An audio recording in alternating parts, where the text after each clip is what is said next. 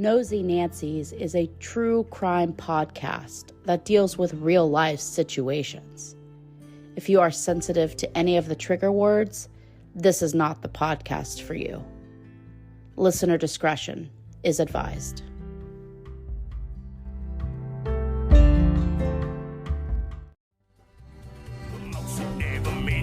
Position I'm in, somewhere between the sand and again and again. Well, I'm just pretending that it's all just a dream, a little condescending to believing in it. I'm getting the notion that I'm going all in. Hey, all you nosies. I'm Alequah. And I'm Jasmine, and welcome to Nosy Nancy's episode 7. We're on episode 7. I know, that's so crazy to me. And we only have lost like 100 followers, so that's okay. So we're doing pretty good. Your dogs are in the room and my dogs are in the room, so there could be some background noise. But you know what? Our dogs are precious and cute. Yeah. And if you can't take it, get out. Exactly. Unsubscribe like the rest of them. So there's been a lot of shit happening in the world this week. I know. Like the whole Titan thing that happened. That was crazy. Isn't that so fucking crazy? Like, I think, didn't they get they got found, right? So, well, there was a debris field next to, like, not far from where the Titanic was, that they are assuming was the remnants of the Titan Ocean Gates submarine, or I don't even think it's considered a submarine. I think it's considered a submersible. But is that what submarine means? Yes, submersible. I remember seeing clips of there were news programs that had a countdown for how much air they supposedly had left. Oh my God, I was having so much anxiety because of that. Like, that is my biggest... I don't even like flying because I don't like being trapped in a can, essentially, like, going through the air or the water. I don't give a shit where it is. I don't want to be trapped in, like, this tiny little vessel comparatively with, like, a group of people. Like, that sounds... I hate it. So, I was just getting so much anxiety just thinking, like, putting myself in their position, you know? Right. Well, and that's what I don't understand. Like, maybe if I had a lot more money, I would understand. But even then, I don't think so. Because, like, why would you pay? The tickets were $250,000 per person to get in a submersible the size of a minivan with no seats. They couldn't wear shoes. There was no regulations that they had to follow. It was an experimental thing. But I think people who aren't billionaires, i.e. the rest of the world, we will never understand the need to or go to these extreme vacations or whatever. But if you think about it, if you have all the money in the world, going to Jamaica seems so blasé, right? Right. Because for us, we're like, let's go to Mexico. I'm like, hell yeah, because we don't get to go to Mexico whenever we want. But if you're a billionaire, you can literally go anywhere. So I would assume the need to have more extreme vacations is higher. I mean, you know, and I suppose that makes sense, because if you're signing, if I'm signing a waiver that says basically you're going to kill me today, then I would think it would be thrilling, you know. If I wasn't terrified of literally my own shadow, there was a safe way to go underneath the water and see the Titanic. I love to see the Titanic. That's a huge part of our history. And not just that, it's just eerie, you know? Yeah. Just being around that is pretty awesome, I would say. So I don't necessarily disagree with their want to go down there. You know what I mean? But I still wouldn't do it. You know? I'm terrified of the ocean, so I for sure would not be I wouldn't be No. doing that, but I do have a Titanic obsession just because it is like that is one of my greatest fears is being like on a ship Yeah. that's sinking. Yeah, it's so eerie, and it's so, I think, and we're a little spooky. We're kind of spooky bitches. Kind of And spooky like, girls. yeah, we're kind of spooky girls. So like, and we were raised in the 90s when Leo was Jack, Yeah, So yeah. I mean, there's like a lot of like nostalgia there, I think. Even if we weren't alive during the Titanic's like voyage, like we still were alive during the time where people like where it was a big deal. You know what I mean? It Yeah. get rehashed. There's a lot of memes about the situation, and like Yeah. people are like, billionaires, fuck them. Yeah, me too. I hate billionaires, fuck them. But here's the thing. That like billionaire's son was like 19 years old, and he didn't even want to go on that stupid voyage. I did see that he was doing it like as a belated Father's Day. Yeah. Like his dad really wanted him to go, so that's fucked up. Yeah, it's super fucked up. And like he was terrified. He like was texting his aunt the night before and was like, I'm pretty scared. Yeah, I would be scared too. You're essentially going down to the bottom of the ocean in a fucking tuna can. Yeah, You know what I exactly. mean? And can you imagine the entire time they were down there, like how the dad had to live with the fact that like he made his 19-year-old son fucking join him on this. Here's the thing is that what they think happened was that it imploded. An hour and 45 minutes into their descent, they lost communication and they lost tracking, which would conclude that they probably imploded. It takes 2 hours to get to where the Titanic is. It takes 2 hours just to get there. Yeah, it takes 2 hours of a descent to get down to where the Titanic was.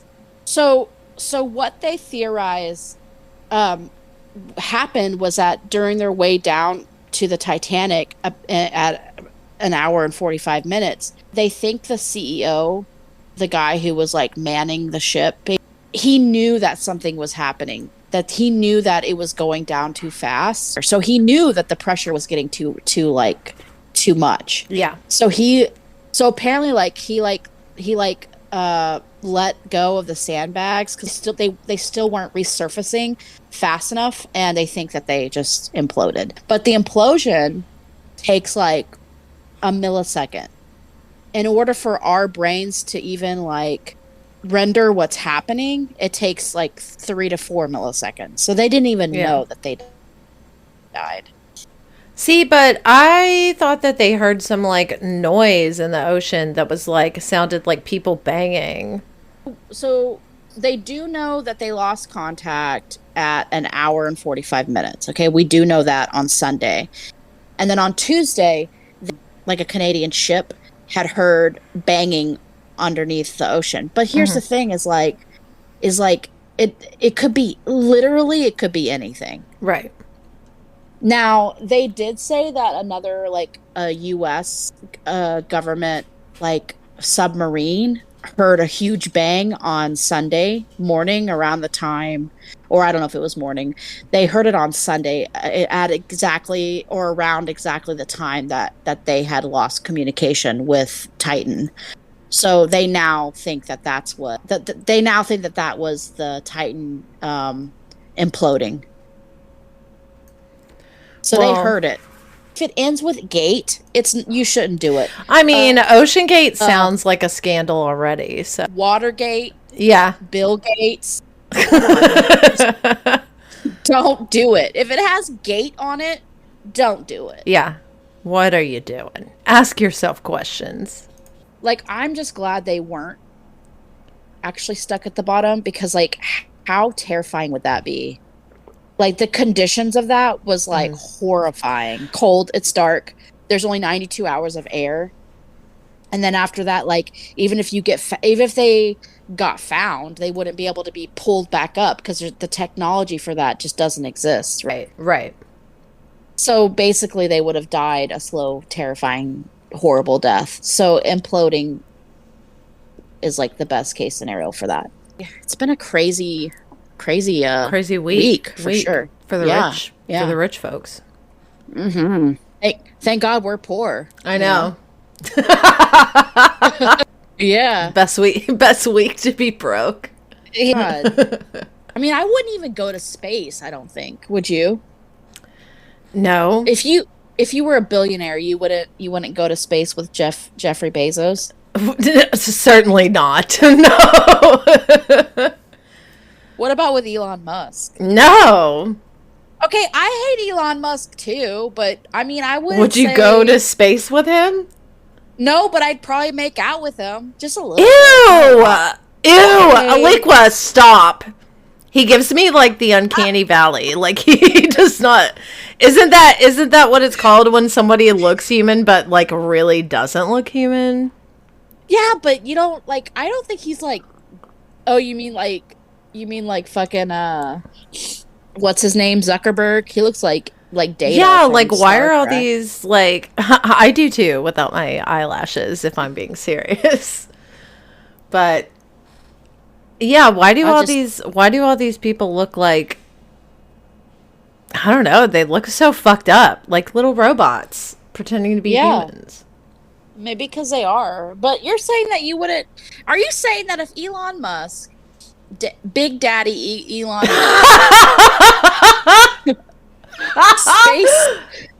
Space Daddy Elon Musk, Ew! if he didn't, are you telling me that if he came up to you and was like, Jasmine, I want to give you $300 million to go on this cruise with me, you wouldn't fucking do it? Absolutely not. First of Not all, even- because it's Elon Musk and he's disgusting.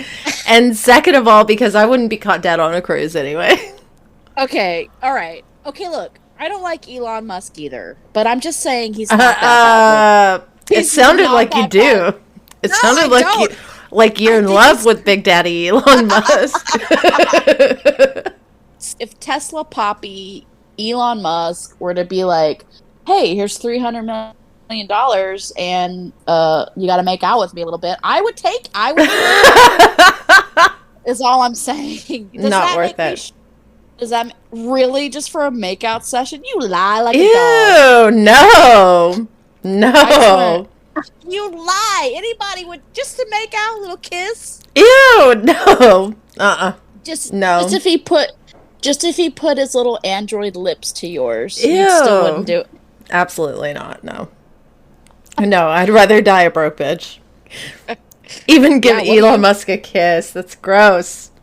Did you hear about the speaking of Elon, Big Daddy Elon Musk and AI, Mark Zuckerberg? Did you hear about the fight? Did you hear about the wrestling match that they're Oh, gonna do? yeah, they're going to throw down. Oh, I can't wait. Are you joking? I cannot wait for their pasty billionaire bodies to slam against each other like two fucking like two fucking prawns on my plate at fucking Red Lobster. You know what I mean? I cannot wait. Ugh. I feel like you'll be enjoying it for a different reason. The way that you're reacting. Like- Well, now everybody knows my secret. Who do you think would win, though? If you had to guess right now, who do you think would win? Honestly, I would think Elon would win. Mark Zuckerberg's like, I don't know, he seems too timid. Oh, yeah. He's like a little baby fawn. I You know know. what I mean? He's But- like a Victorian child. Like anything's gonna take him out.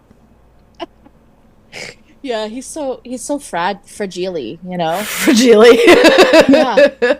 And Elon Musk is like, I mean, he's like not, I don't think he's super tall, but he's like kind of bulky and thick. He's a thick boy, you know? Yeah. Yeah, he's gonna just be crushed, you know? Mark Zuckerberg, how embarrassing, really. I know, like, who got him to agree to that? I bet they cancel it. They're not really gonna do it. I bet their wives were the ones that got him to do it. I would. If I was married, I'd be like, you should fight. You should fight Mark Zuckerberg. That's what you should do. Yeah, I can't see it actually going through. Honestly, I don't think they're actually going to do it. I think it's just hype. Well, that's upsetting. What else could go wrong But in our lives? I honestly think if anybody was going to cancel it, it would be Mark Zuckerberg. I think Elon would go through with it because I don't know, he seems kind of like a little bit of like a loose cannon for some reason. Yeah. Well, I mean, he's the one that's shooting off into space and shit. He has no fears. Yeah. Well, I'm just gonna be severely upset if that doesn't come to fruition because, listen, I love a good celebrity mashup. I do too. Are you ready to tell me about this week's Austin drowning? I am. This week is going to be Randy Lexvold. And this is actually, his sister, Lisa Faber, has actually come out, and I don't know if it's Faber. It's probably Faber. That's what I'm going to say. And if not, then Lisa, I'm extremely sorry. Yeah. But Lisa's come out and done some interviews, and she's been very vocal. So I will be providing a lot of quotes from Lisa directly in this. Oh, good. So yeah, that's good.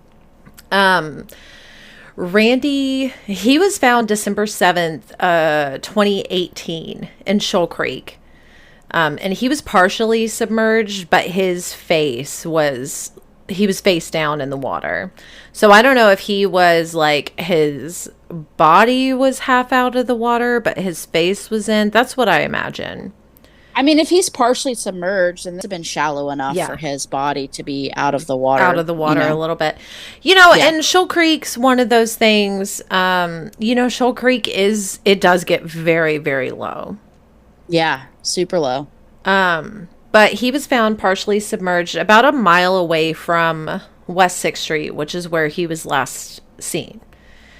He was 48 years old, so he's not a college age kid. He's an older man.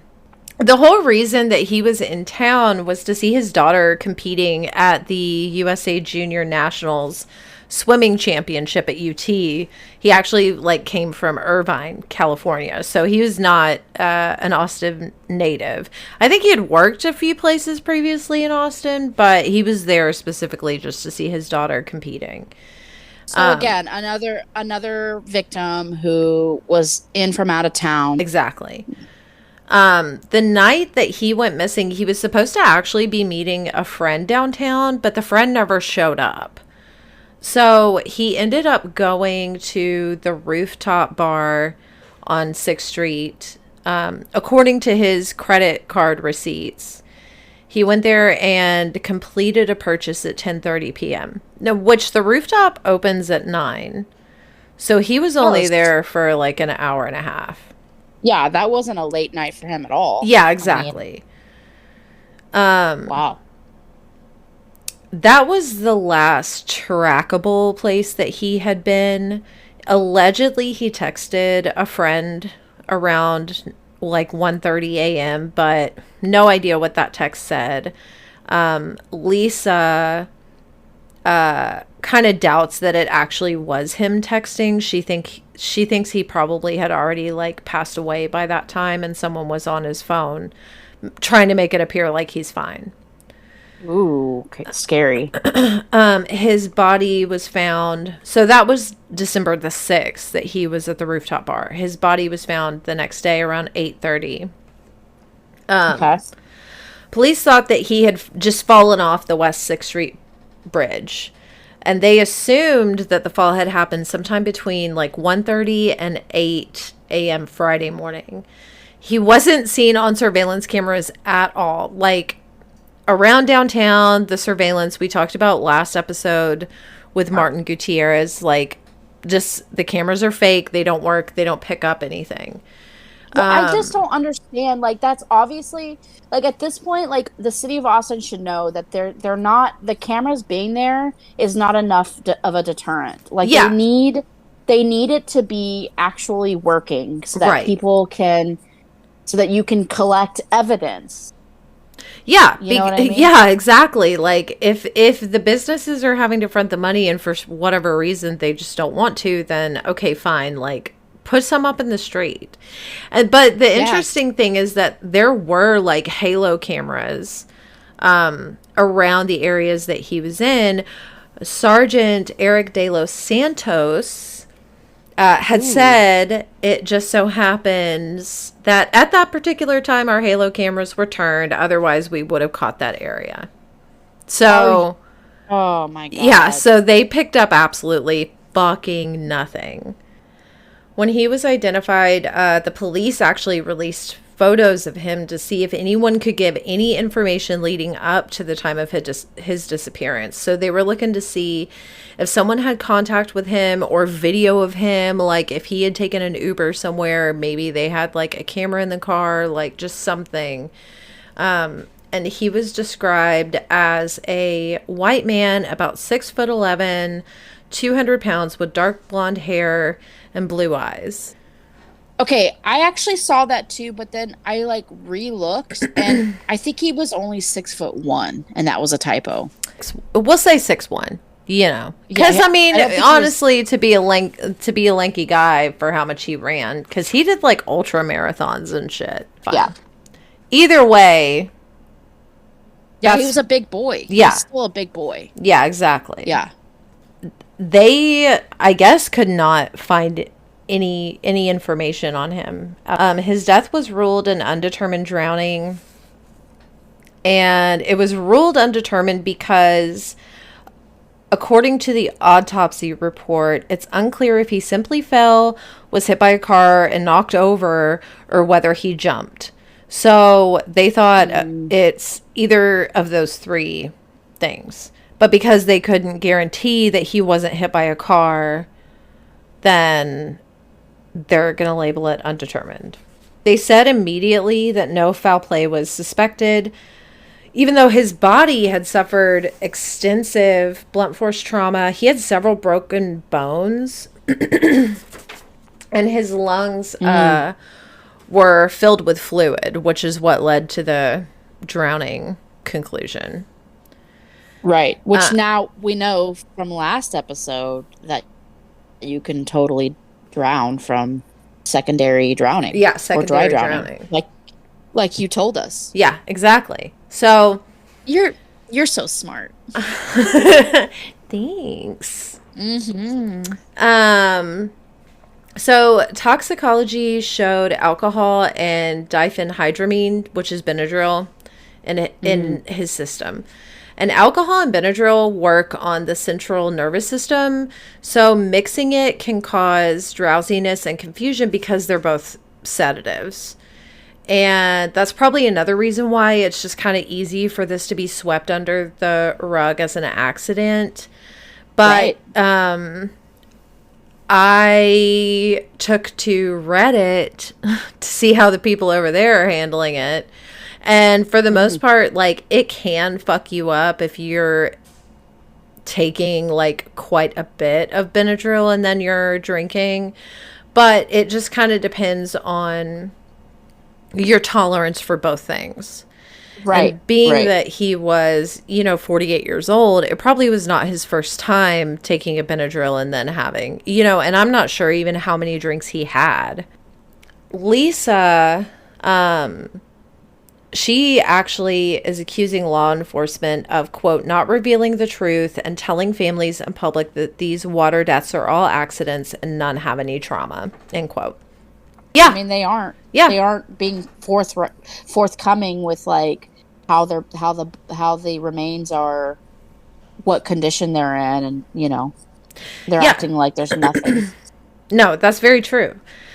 She said that she received a call from police at about 7 p.m. Eastern time, which would have been about 6 our time, informing her of Randy's passing. She said that the authorities did not attempt to call the parents at all until a week later, and that the family actually found out about Randy's passing after hearing it from his brother's wife. Ooh. So the police didn't even contact the parents. They only contacted her. And I feel like there's a lot of sibling involvement in these cases. Like Yeah. Julio's sister, Martin Gutierrez's brother, Yeah. Lisa, like, I don't know if they're just specifically waiting to reach out to the parents for a certain reason or what Well, or I also, what. well, I think probably the reason for that is that I would assume that most, because of the ages of the victims, Mhm. most of their parents are probably the older generation and don't really understand how to to use the internet to their Mhm. advantage. Right. You know what I mean? So it would make sense that their siblings would be able to take to the internet and utilize the internet as far as finding, more information about their siblings, because like Yeah. if I died right now, my Mhm. dad for I don't know what to, like, he wouldn't know what to do. He there's no way he'd be like, I'm gonna go on Reddit. He doesn't even know what Reddit is. He barely even knows how to open Safari, you know what I mean, or Google. Right. Like, so it would make sense that what's probably happening is that the siblings are just kind of taking over this part of the investigation. I mean, that makes sense, but why are they having the families do all of this fucking legwork? I mean, it's the same with like the healthcare system. Like, you really have to advocate for yourself. Yeah. If you have a doctor, if you have insurance and you have a doctor that was basically that your insurance like made you go to, and they're not Mhm. doing what you want them to do, it's up to you to research and find another doctor that's in your network or whatever. Yeah. And same with all this, especially in Austin Police Department. Like, there's not, people are there, the amount of policemen now is like, so I don't know the percentage, but it's so much lower than what it used to be in previous years, because I don't think people want to be police officers, which I don't fucking blame them. I don't want to be a police officer. Nobody likes a police officer. That's You know what true. I mean? So there's just not a lot of people who can do the legwork. And I mean, really, everybody's suffering burnout if they're, you know what I mean? Like, yeah, there's only so exactly, long that you can exactly. do jobs like that. Exactly. That's why I was like, I mean, that's why I say it again. We should have like a program where you can like go to college, bypass being a police officer, and just be a detective. Yeah. That would make more sense to me. But what do I know? But yeah, so they really have to advocate for their loved ones. I mean, Well, and like I get it, but and that's what's so shitty. That I guess that's what I don't understand is why are they're contacting the siblings saying, no foul play is involved, whatever. Well, the siblings are the ones coming up with all the shit and being like, yeah, there's something like fucked up going on. And well, yeah, because but the police are like, no, sorry. right. So Yeah, I don't know, because I don't, I know this is gonna come as a shock, but I don't work for the police department. I know So I don't. they've reviewed our resumes, Yeah. but have yet to hire us. But yeah, we've tried. Listen, we've tried, They but don't want quality. apparently if you finish a mile in like a day, it's too slow. Yeah. So whatever. Exactly. Okay, so the autopsy report, Lisa said, was like full of errors. The first report that she saw was, I guess APD has like a digital media they like report that they released, maybe, or maybe it was when they were looking for like information, but they said that the condition of his body was, quote, bad, and Ugh. they could not identify his age, race, or gender at that time. So they could not tell even if he was male at the time he was found, So I guess. And how long was he missing for? He went missing. The last time he was seen was around 10:30 on December the 6th, and then he was found at 8:30 a.m. the next day. Okay, there's no way his body should be in that bad That, like yeah, no, not because of water, not because of decomposition, and that's right. usually why. That's crazy. Yeah. So that's what they had released digitally. When she saw the actual autopsy report, she saw that it had been ruined and ruled an undetermined drowning and that blunt force had been a contributing factor. She said that the date next to the medical examiner's name was wrong and that instead of using whiteout to correct it, they like just wrote the correct date darker over it. So that rubbed her wrong. She thought that that was like really unprofessional. Yeah, and it seemed rushed. Yeah.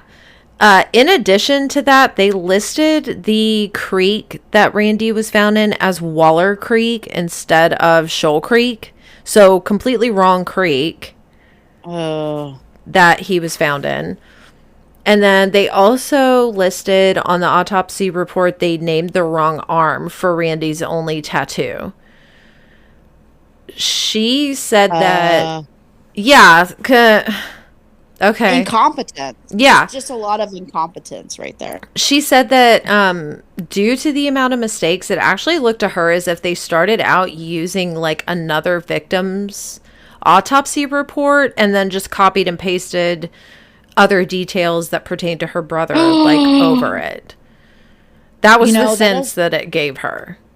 That doesn't surprise me. I'm with her because if these people, like, first of all, we know because we've talked about it in other episodes that we do not have a lot of medical examiners in Austin, and the Yeah. medical examiners that we do have, they are spread way too thin, and they're also in other counties as well.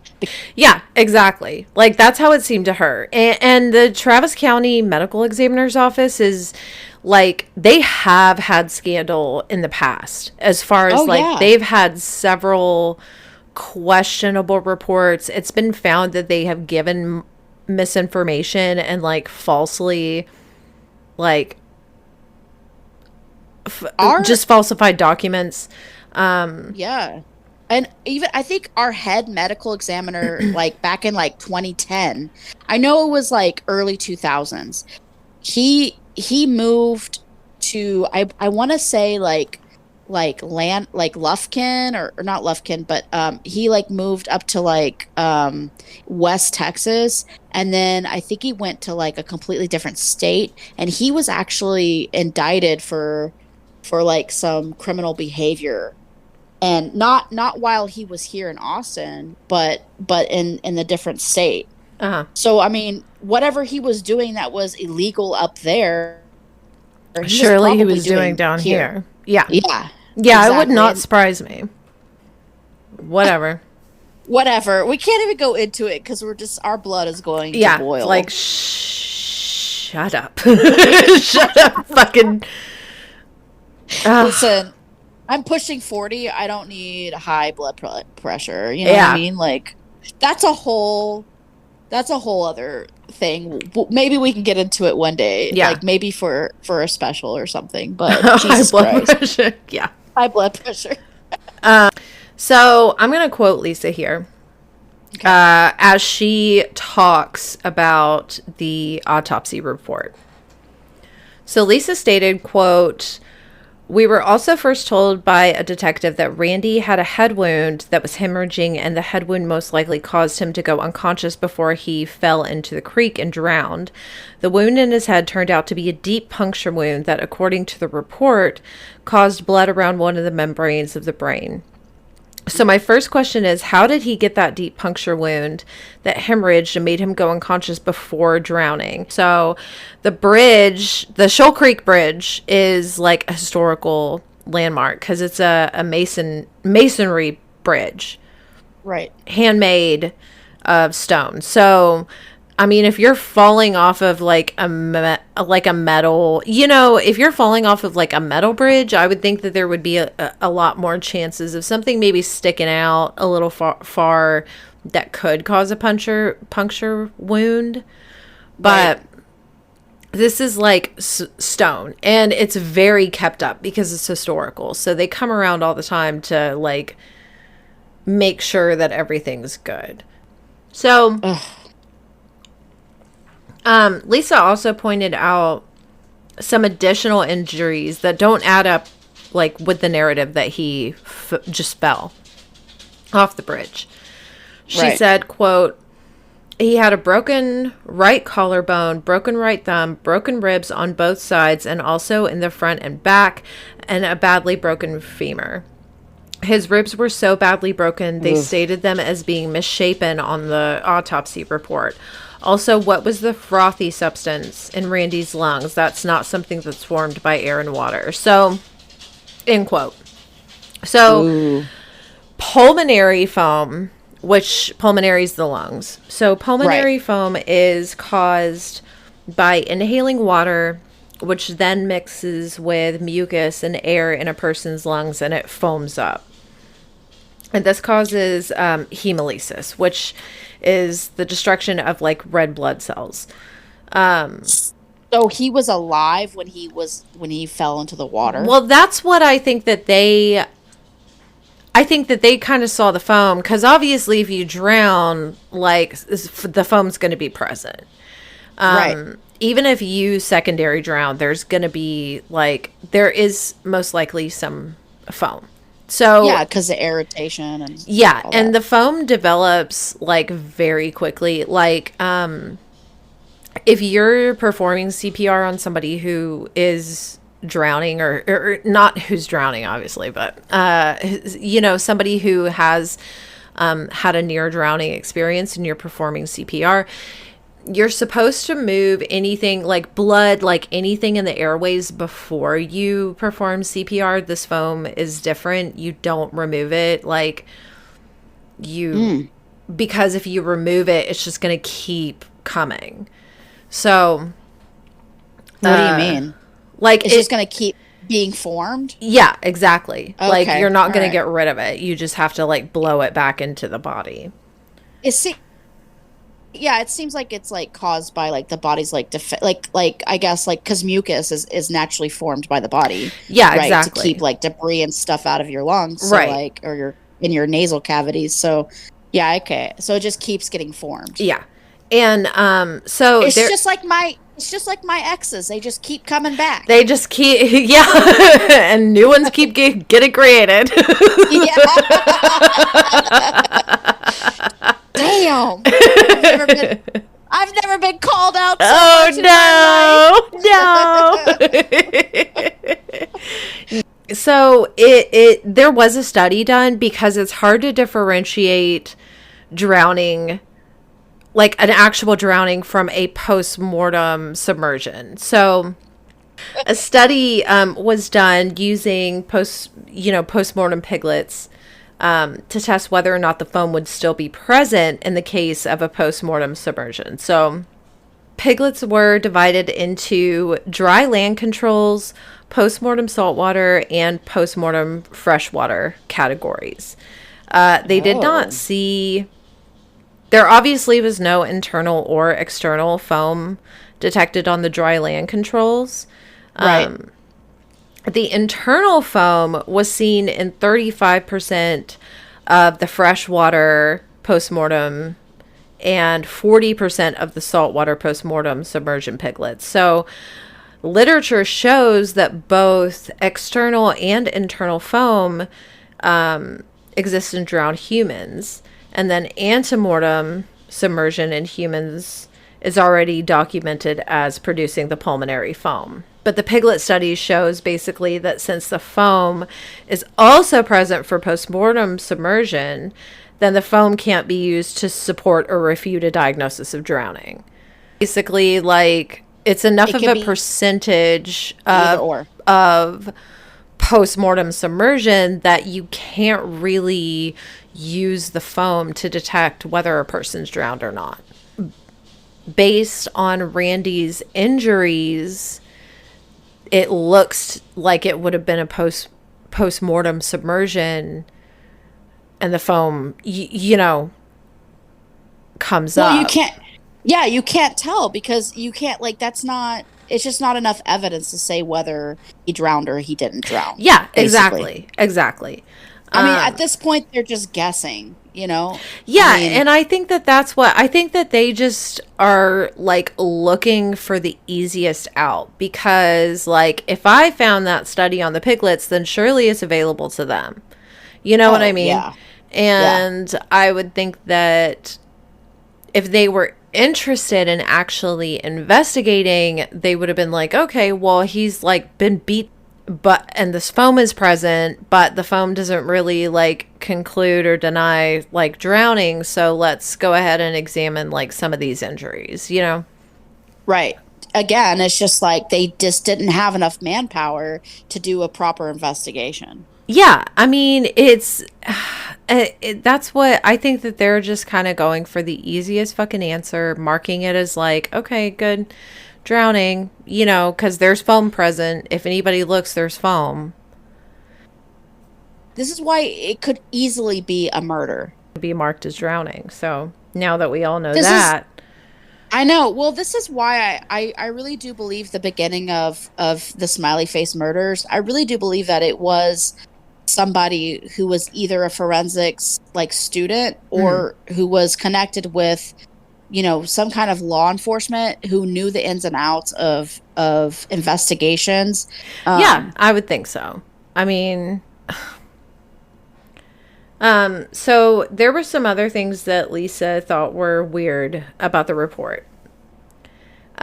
Lisa said, quote, "The bridge is only 20 feet high and there was some water from rainfall the night before, but I can't understand how his ribs would be broken so badly. They would have also been broken on one side, not both sides, and front and back. Also, his femur was broken so badly that when our family viewed the body, his leg was bent at an angle from rigor mortis. I found it takes 1,000 pounds of force to break a femur bone, and I know a fall of 20 feet into some water does not produce enough to do that. The detective also told me, due to the trajectory of the body, Randy was not the victim of a hit and run." In quotes. I've got a few things on this. Falls can be deadly from any height. It's very factor based. You know, physics, if you're falling, you're going to like hit gravity and you're going to start to fall like faster due to your weight.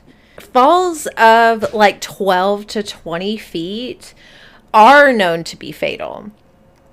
Which is another reason that I feel like they're just like, yep, bridge is high. That's what happened, bridge. Bridge is just high up there. But falls from standing, I mean, they're also can be fatal. Like Bob Saget, he died from falling backwards onto a carpet and hitting his head.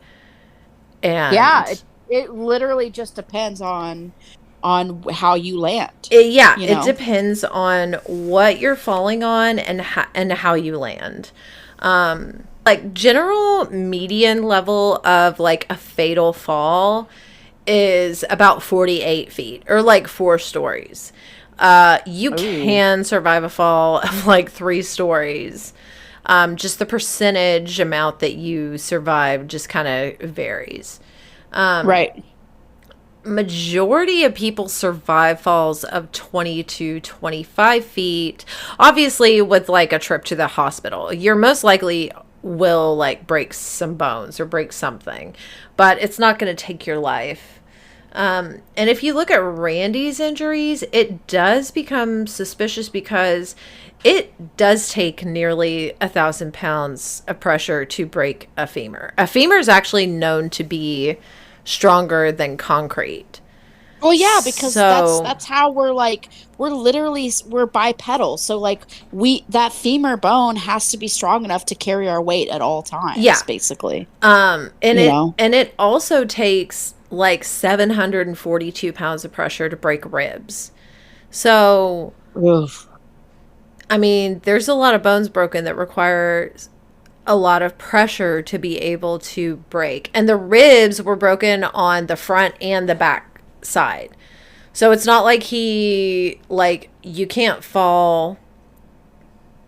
Like if you're falling and landing, you're going to land on one side either front and back or on the left or right. You're not going to have broken ribs just all over your fucking body. So badly broken that they're labeled as misshapen on your autopsy report. Yeah, it just doesn't make sense that he was walking along 6th Street and like West 6th Street and just like came to this masonry bridge and was like, and like slipped and fell over. It just doesn't make any sense. Yeah, I mean, and Lisa does not buy it either. She actually doubts the story that he got drunk and fell into the creek, causing that amount of damage. She said, quote, "I believe he was targeted, drugged, kidnapped, severely beaten, punctured above his eye near his brain for some unknown reason, and drowned before he was thrown over the bridge into the creek.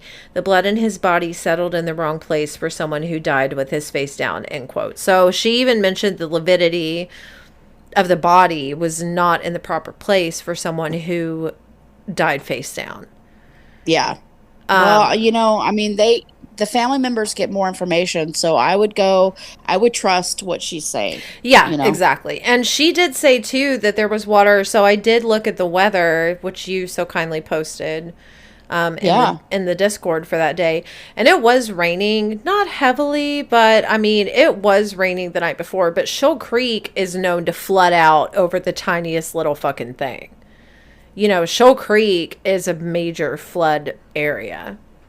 And the way flash floods do work is that, like, I grew up on the Blanco River, so like it would happen with us. It would not even be raining in Wimberley, but upstream in Blanco, it could be raining, and then that would cause the river to rise, which would cause flooding.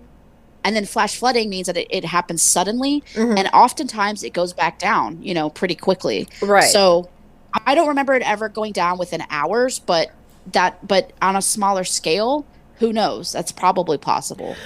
No, it wasn't like his injuries doesn't seem like it would be, you know, consistent to somebody just falling off the bridge. Yeah, exactly. Because like you said, especially if, let's say he was intoxicated. Usually people survive fucking car crashes because they're intoxicated, because they're loose, because their body doesn't tense up. Right. You know what I mean? So if he was intoxicated and he fell off the bridge, the likelihood of him surviving is pretty high because his body wouldn't be tense when he hit the fucking, you know, water. We can only speculate, but it does seem pretty suspicious that no foul play was involved. Right. Exactly. You know what I mean? It's fucking weird. I am gonna just wrap this up quickly because Lisa actually does believe in the smiley face theory. Okay, good. So, Lisa also mentioned a smiley face sticker that was on the bridge railing with a thick red line drawn above the right eye, exactly where the puncture wound was on Randy.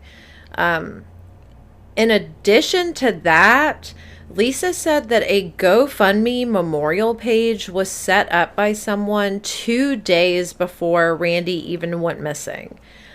And when I remember hearing about that. That was creepy. Yeah, when she offered this information to the police, I guess she had screenshots and stuff. They just weren't even interested in looking. Lisa stated, quote, "Do you genuinely not care about our family members? I've been following and studying the details of many cases with similar circumstances. All are young men who are being found in the water. The same thing's happening in many other big cities, too. It's not just confined to Austin. There are cases in Chicago, Illinois, La Crosse, Wisconsin, Pittsburgh, Pennsylvania, Casanova, Michigan, just to name a few. I believe it is an underground group of people with cells in different cities that obviously have good connections. I don't think it's just one person," end quote. So that is where we're at. Lisa's fighting the good fight and trying to encourage other people's family members to, you know, just keep trying to persevere. Yeah, I mean, keep an open mind. Yeah. Because we really don't know what is happening, you know? Exactly. I am going to go ahead and just jump into this because we have been on here for a long time. Yeah. So let's go ahead and get this going. But, not that I don't love it, but... I mean, it was just all that talk about Zucky and... Yeah. And Musk. Ooh. no, sucky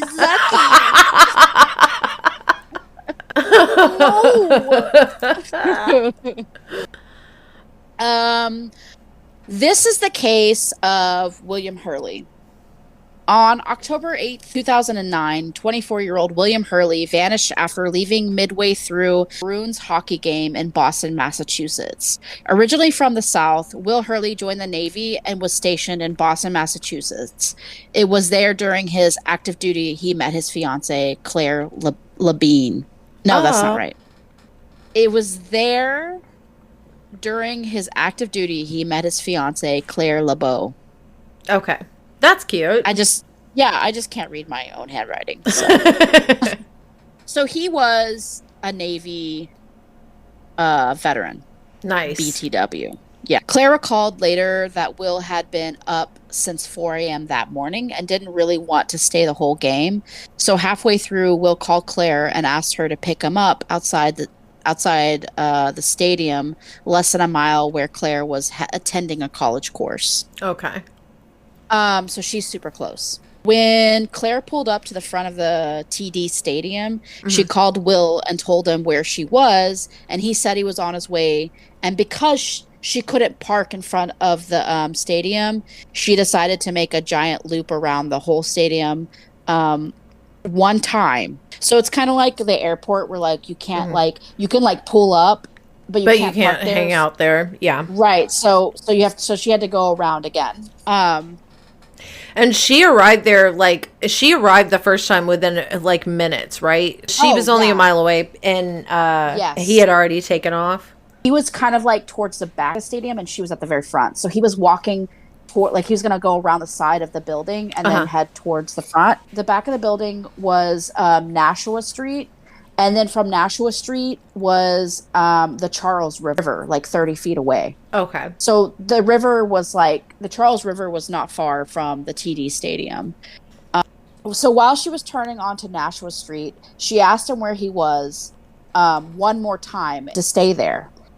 She heard him ask someone in the background where he was, and the voice said 99 Nashua Street. Then his phone cut off. Well, he asked somebody where he was, and it was a man's voice that responded, right? Correct. Yeah. So it was a male's voice in the background, and he asked where he was. The male voice said 99 Nashua Street, and then his phone cut off. Gotcha. So Claire put the address in her GPS, and it said 150 feet away from where she was. Wow. So she was super, super close. Yeah. By the time she was at the destination, Will was nowhere to be found. She did kind of call out, but his phone was dead, and he just never showed. So she ended up going home because she thought maybe he would find his way back home, or maybe she didn't know what had happened. I know my man would be having GPS. He'd have a tracker in his brain. I know. Okay? I know. He would never leave my sight. If you wanted to go do something, that's fine. I'll be 50 feet away, keeping an eye on you. Yeah, you're that's fine. I'll be 4 rows behind you, watching everything you do. Yeah, listening to your breathing. Yeah. 6 days later, and after a thorough search from both the city and state police, his remains were found floating in the Charles River. Only 8 hours after the authorities dispatched a search and rescue dive team. So again, just like in the cases before, he shows up after a thorough search. Yeah. Just pops up. Nobody finds anything during the search, but afterwards. Yeah, just pops up. Yeah. According to the original autopsy, Will Hurley suffered blunt force trauma to his head, eye socket, and behind his left leg. Toxicology reports revealed Will Hurley had low blood alcohol concentration, but it did come back as positive for GHB. So this is our first case where GHB is positive.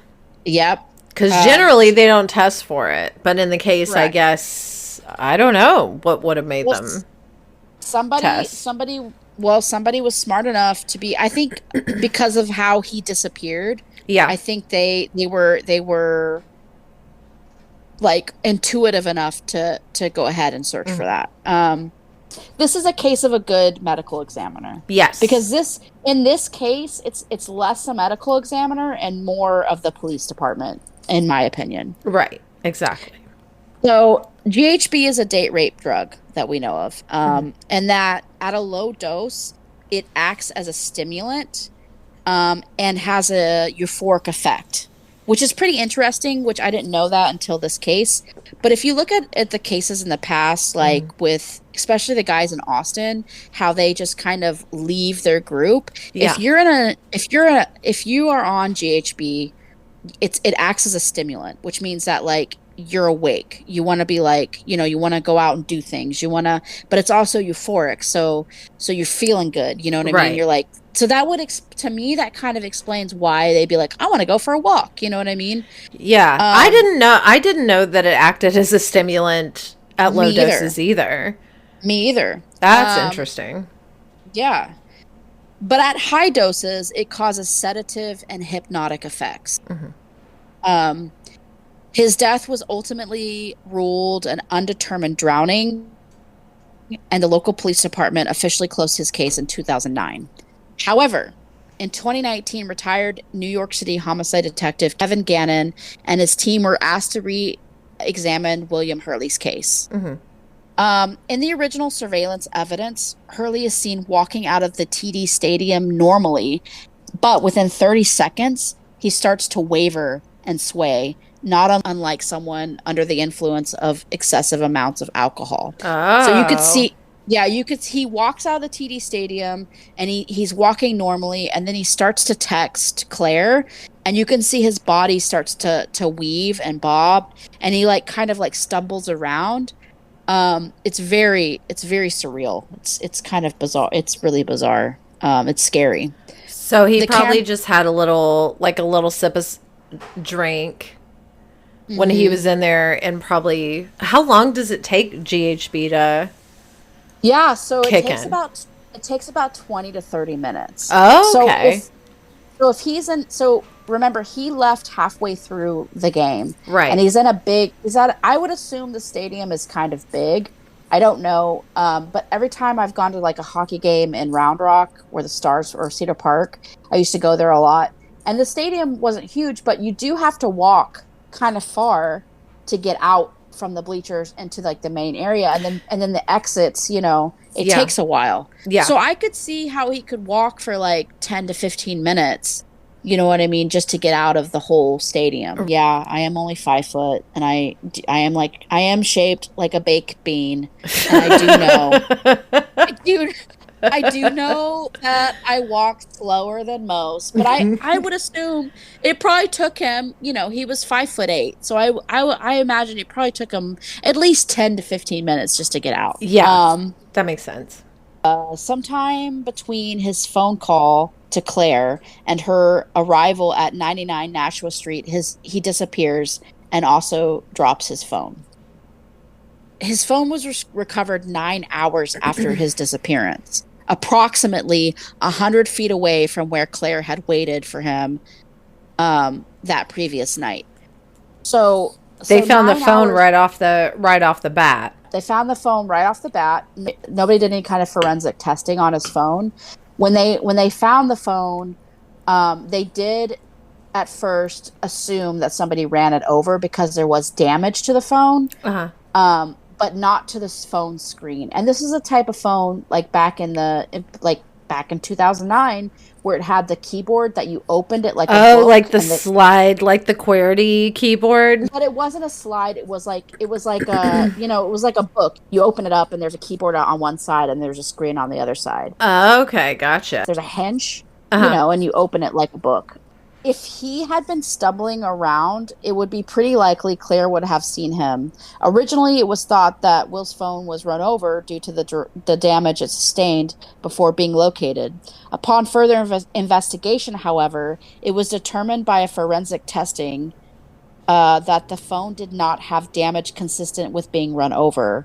However, it did show signs of damage consistent to someone like tearing it, like twisting it. Yeah, I think if it's They've determined if it's obvious that someone's trying to destroy a phone, especially one that has like components to it that come out, they'll do like a twist and separate. Yes. So that's what they did. They twisted it and they separated it. And they also manually removed the battery. The battery. So the battery was gone, which is pretty, I mean, if it got run over by a car, Obviously, the battery would still be intact. So that was pretty interesting. I mean, that kind of shows human intervention, I think. Yeah, exactly. The toxicologist Sabra Butch Jones also confirmed that the GHB found in Hurley's system was significantly higher than what's found naturally in the body's postmortem. Natural levels of GHB is around 10 milliliters. William Hurley, at the time of his death, had 18 milliliters. Oh. Dr. Jones also revealed that the GHB starts to affect the body between 20 and 30 minutes. She also confirmed that Will looked under the influence of an altering substance in the surveillance footage. I mean, he's a Navy veteran. He's got his girlfriend on the way, just a few minutes. Not know. And then the man on the phone, like... Yeah, and then his phone being like that. Yeah, and his phone to be destroyed. Like yeah. That to me screams that he was abducted. Exactly. If you're going to abduct somebody, you're going to grab them, you're going to take whatever they have, you're going to try to do as much damage as you can. Right. And twisting it and pulling the battery out is the fastest way to get to, to turn that thing off. I mean, he was clearly targeted. Yeah, clearly. Because how did he get GHB in his fucking system? And he was awake since 4 a.m. Yeah. He didn't really even want to be there. It's not like he went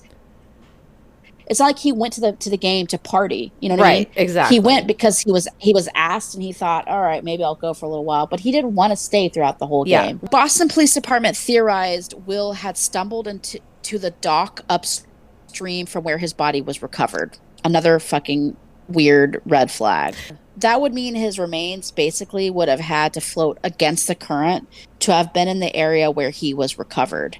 The police department theorized that he just stumbled into this dock, went to the dock in the Charles River and stumbled in and fell and drowned. But his body was found upstream from that against the current. And the only way a body can float upstream is if there's an insane amount of wind. Yeah, that's fucking weird. Joe Fisher, a retired Boston policeman, noticed a pattern of 3 victims along with William Hurley and 2 other young men, Michael Kelleher and Ed Moore, were found in that same harbor. Along with the 3 men in the Charles River where William Hurley was found, there were also 2 other sets of 3 drownings in other parts of Boston. Fisher also found on a utility box near the harbor where William Hurley's body was recovered 8 hours after an underwater search, a silver smiley face with 3 stars above its head, spray painted. So God. 3 stars... Yeah, 3 stars equals 3 victims. That's fucked up. It's crazy because there is a pattern, especially in Boston. There was sets of 3 people drowning in these pockets around Boston. Because that's not a fucking coincidence. No, that is a purpose. Dr. Elizabeth Loposada, a forensic... I know. Here we go, another one. Dr. Elizabeth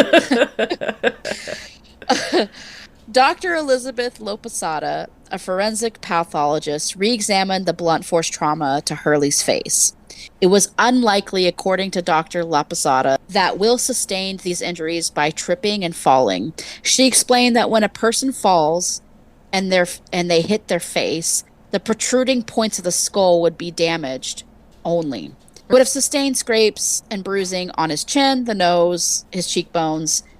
The eye socket and the indented part of the top of his nose would not have been affected. Right. But that's where his blunt force trauma was. He had a bruise from the top of his nose, right in the indentation below his brow, and it went underneath his his eye socket. So there was no way he would have sustained these injuries if he had just fallen flat on his face. Yeah.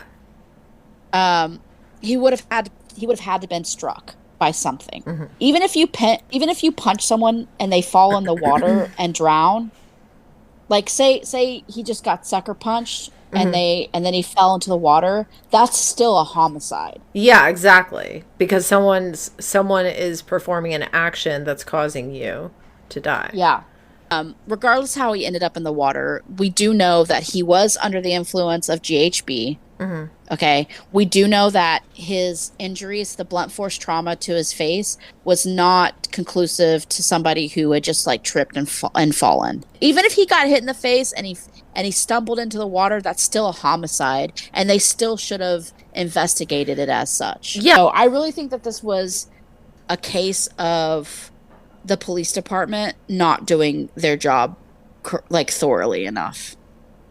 No, I believe that. That's not surprising. I mean, sadly, each time we do an episode, it all comes down to the way that the cops are handling these cases. It's nothing new for like crime scenes to be trampled by the police and evidence to be lost. And I mean, there's no telling. It's like, it's about the victims, of course, but it's also about the families. Like, why are you having to have these families watch you just not give a fuck about finding out what happened to their family member? Hopefully, like people like Detective Gannon, like he is trying his best. Like he is like trying to get the local police departments to like reopen these cases. And in the case of William Hurley, they actually did do enough investigation after the fact that the state of Massachusetts has like been in contact with William Hurley's mother to try and reopen his case. Oh, well, that's great. Yeah. I hope that they get it reopened.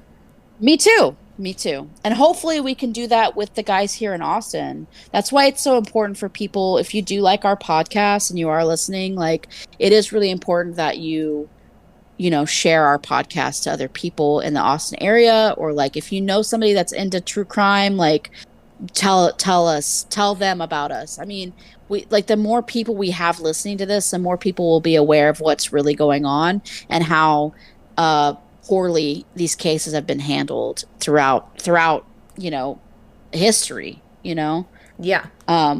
Recent history. But yeah, so if you could share it or talk to people about it, like it would do the families of these victims a lot of good. That's true. So I was going to be doing one missing person this week, but there was like an emergency, so I'm doing two missing persons. Surprise. Whoa. Okay. Yeah. So the first missing person I'm going to do is, her name is Tegan Webb. Her date of birth is 8/11. I'm sorry, that's my birthday. Her date. Are you just trying to let me know your birthday's coming up soon? Yeah. By the way, her birthday is 8/13/2009. She's 13 years old. Wow. She's 5 foot. She's 120 to 125 pounds. She was last seen wearing brown sweatshirt, black sweatpants, and black Crocs. Okay. Tegan was last seen at Walmart at the 4700 block of East Palm Valley in Round Rock, Texas, after 7 p.m. on June 16th, 2023. It is possible she traveled to Austin in a black vehicle. If you have any information about her location, please contact Detective Doug Barner at 512-943-1221. I did post her picture on the Facebook group this morning, so maybe we should put that on the Instagram as well. Okay. And our second missing person is Tanisha Titi Onafo. She's 5'4", she's 180 pounds, and she's 6 months pregnant. She's African American, she's homeless, and she could be experiencing a mental health crisis at this time. Wow. So she has been missing for a while now, and she is kind of a priority because she is pregnant. Yeah. And she's also having a mental illness crisis. If you have any information, please call 254-672-6964. Hopefully we can get something out there to help find these ladies. I know, especially, I mean, they're both really a priority case because, who knows? Yeah. Hey, if you guys do like our podcast, please share it. We would appreciate it, and I think the people whose families were affected by this, I think they would really appreciate it. Yeah, I think so too. Let's just get eyes on the street. So, Yeah, eyes and ears. eyes and ears out there. If you do like our podcast and you have been with us for this whole time, or if you're just joining us, we do have a Facebook group. It's Nosy Nancy's podcast. And you have to send a request, but we'll let you in, so don't worry. Yeah, don't worry. We also have an Instagram. You can totally follow us there. It's Nosy Nancy's. We also have a TikTok now. That's Nosy Nancy's, right? No, it's Nosy Nancy's podcast. Oh, well, let me shut the fuck up. It's Nosy Nancy's podcast. Look, we do this every week, but we sleep between episodes, so we forget everything. Yeah. It's a hibernation. It is. It's a hyper. Don't blame us. We're only human. We I think. We also have a Twitter, but we're not really doing that yet. But next week's episode is going to be the listener stories. So yes, which we do have some. We do have some, but we always want more because we're greedy. Yeah. We're greedy little bitches, so send us your fucking thoughts. Greedy little nosy Nancys. Yes. So if you could please send us a story that you have, you can reach us at our email at Nosy Nancy's. Yeah, at gmail.com. gmail.com. All right, so next week we're doing the listener stories, so stay tuned. Ciao. Okay. Why does your chow sound like annoyed? Was it? That's the Okay, should I say it over again? I'll say ciao. Okay, perfect. Okay, perfect. C'est la vie, my friend.